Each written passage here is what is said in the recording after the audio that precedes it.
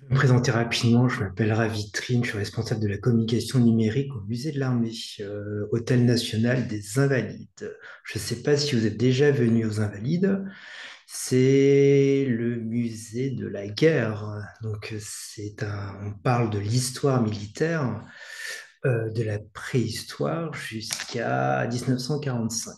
Et bientôt jusqu'à aujourd'hui, puisqu'on va ouvrir des nouveaux espaces qui vont évoquer la guerre froide et l'engagement militaire actuel. Donc le musée de la guerre, ça peut faire peur quand même. Ça peut faire peur notamment auprès du grand public.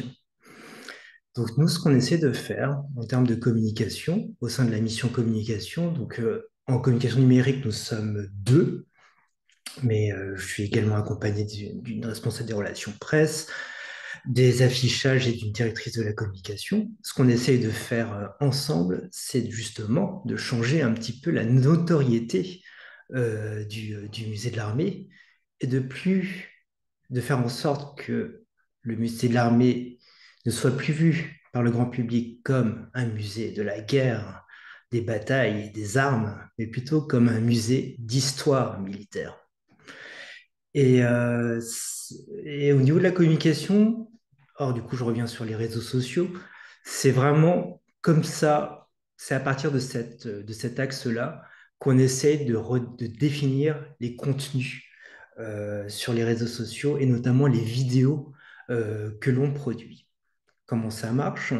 C'est-à-dire qu'en fait, sur nos réseaux sociaux, je vais prendre TikTok par exemple, on essaye un maximum déjà de se focaliser sur des sujets qui sont en lien, sur lesquels on peut raconter des histoires, en fait. Par exemple, des histoires de soldats.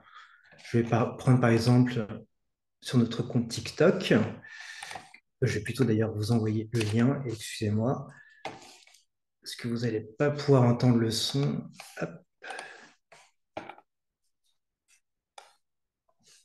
Bon, j'arrive pas à vous envoyer le lien, mais nous essayons un maximum de raconter l'histoire des soldats. Nous essayons un maximum de jouer également les liens avec la culture populaire. Par exemple, le lien entre les armes et le cinéma, les jeux vidéo, les séries télévisées. Nous essayons également de se focaliser sur les objets qui, d'eux-mêmes, évoquent une histoire. Par exemple, là, vous pouvez voir une armure qui a été littéralement transpercée par un boulet de canon britannique pendant la bataille de Waterloo. Euh, voilà on essaye en gros, pour synthétiser, on essaie de faire, de trouver, de trouver les objets qui peuvent évoquer un imaginaire auprès du grand public, un imaginaire en fait autour des chevaliers, autour du soldat, autour également des jeux vidéo et du cinéma et de la culture populaire.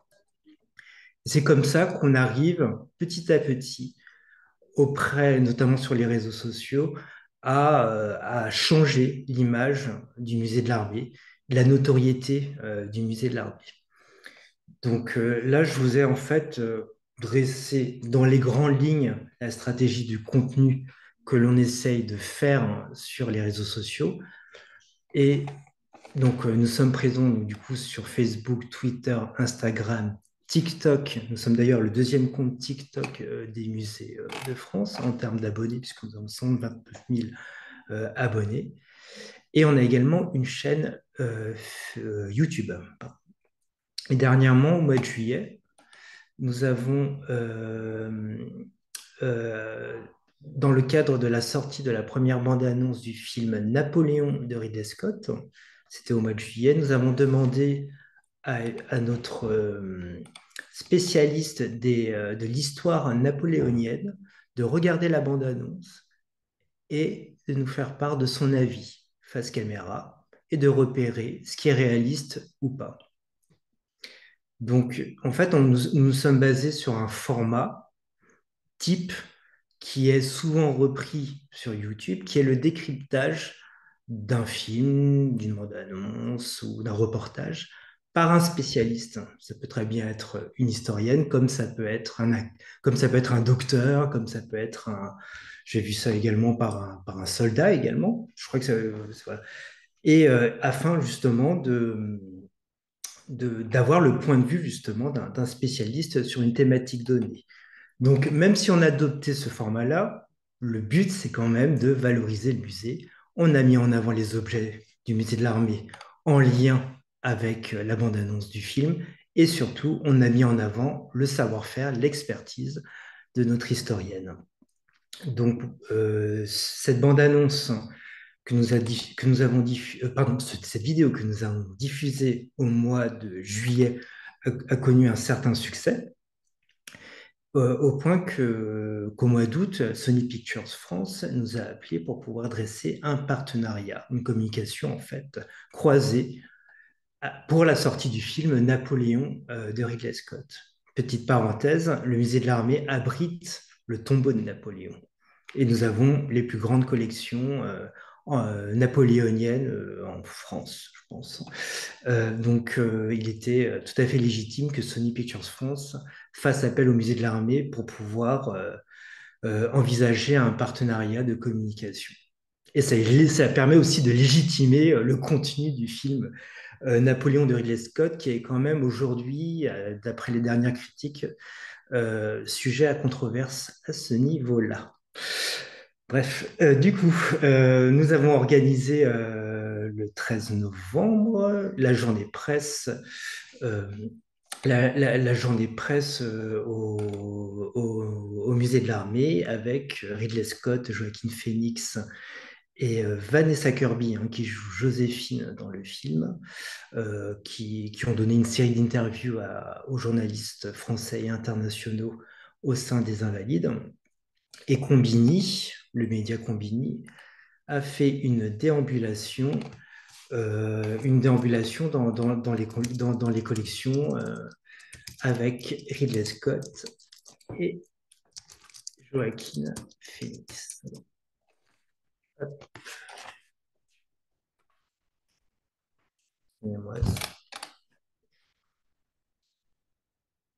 Toujours une fameuse publicité hein, sur YouTube. Ça pour dire que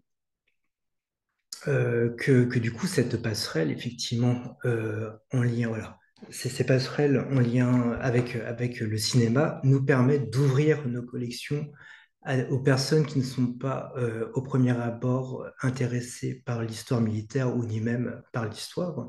C'est par le biais d'un métrage de fiction grand public que nous arrivons du coup à pouvoir ouvrir nos collections. Je voulais revenir du coup sur donc juste pour en termes de résultats donc je vous ai parlé de la vidéo avec Émilie Robe, le décryptage de la bande-annonce. Nous avons atteint aujourd'hui même le million de vues sur YouTube et nous avons touché un jeune public puisque nous avons touché près de 20% chez les 18-24 ans notamment. Pareil pour Combini. Je crois qu'ils sont aujourd'hui à 164 000 vues sur leurs vidéos. Et l'audience de Combini est âgée à 85% entre 15 et 34 ans. Pardon. Ce qui veut dire qu'on a élargi notre public à travers un contenu décalé. Je voulais revenir sur la notion de décalé. Et ça rejoint d'ailleurs l'intervention précédente. Euh, Décalé, en fait, pour moi, le terme me semble un petit peu, comment dire, euh, pas forcément assez inexact. Je parlerai pas de communication décalée pour le musée de l'Armée, mais je parlerai tout simplement de communiquer différemment. C'est-à-dire en fait de faire une communication ciblée.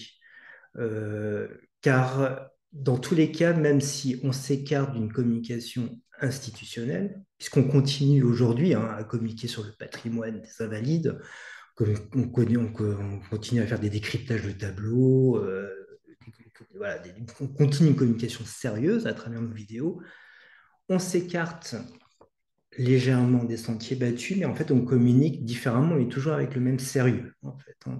Donc, du coup, c'est juste qu'on s'écarte, on communique auprès d'une cible différente, auprès d'une cible cinéphile, auprès d'une cible gamer, auprès d'une cible amateur de sport également, puisqu'on traite des victoires sportives.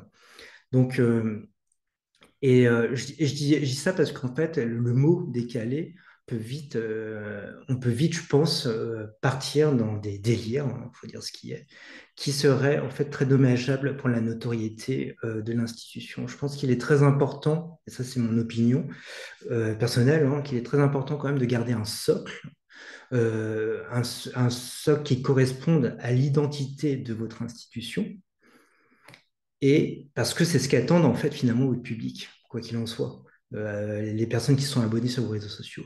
Mais après, petit à petit, communiquer différemment sur des thématiques et sur des formats différents, tels que le format décryptage de bande-annonce, format déambulation, format tutoriel, etc. Mais dans tous les cas, il faut, à mon sens, pour garder une homogénéité et pour garder un contenu de marque, en fait, finalement, rester dans un contenu à la marge, mais pas décalé.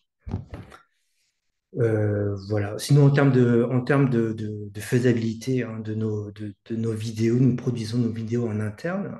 Donc, je suis capable de monter et de tourner, de tourner et de monter les vidéos. Mon collègue, qui est créateur de contenu, pareil.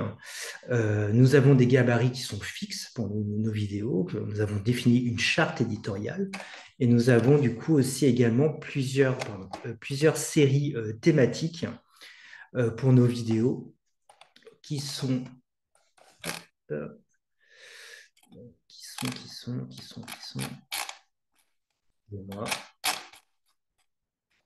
je voulais dire, mais en fait, en gros, on a plusieurs séries thématiques qui sont sur les objets, sur le patrimoine, voilà, euh,